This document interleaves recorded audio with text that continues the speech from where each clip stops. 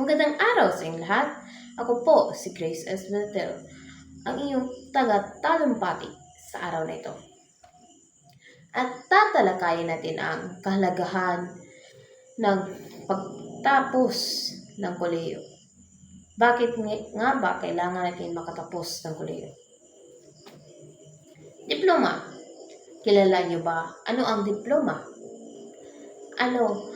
Isa lamang bang itong papel na may sulat na ikaw ay nakapagtapos?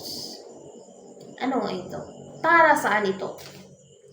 Ayon sa karamihan daw, ang diploma daw ay nagsisimbolo na nakapagtapos ka sa kurso mong kinuha noong sa kolehiyo.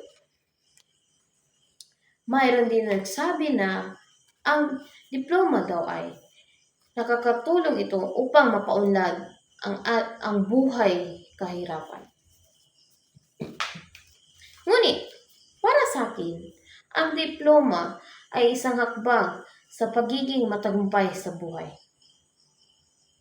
At nagsisimbolo ito sa ating pagsisikap at determinasyon. Ang pagtapos ng kolehiyo ay mahalaga sa ating kinabukasan. Hindi lamang pinalawak nito ang ating kaalaman at kasanayan. Ngunit, binibigyan din tayo ng magandang oportunidad sa hinaharap na trabaho. Ang kolehiyo ay natuturo sa atin ng mga mahalagang soft skills tulad ng pamumuno sa klase. Hindi yung pambubuli na pamumuno. Hindi yung pamumuno sa mga aktibidad sa klase.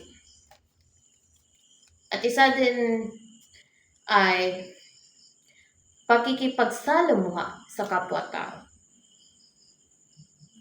Higit pa rito, ang kolehiyo ay nakakatulong ito na mas makilala ang ating sarili at mas mapaunlad ang ating critical na pag-iisip.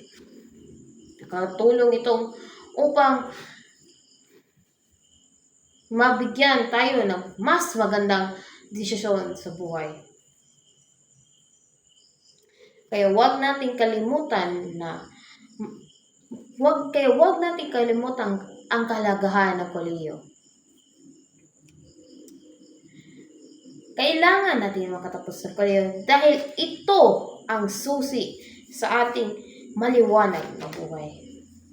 Kaya tayo ay kailangan magkapagtapos ng kolehiyo.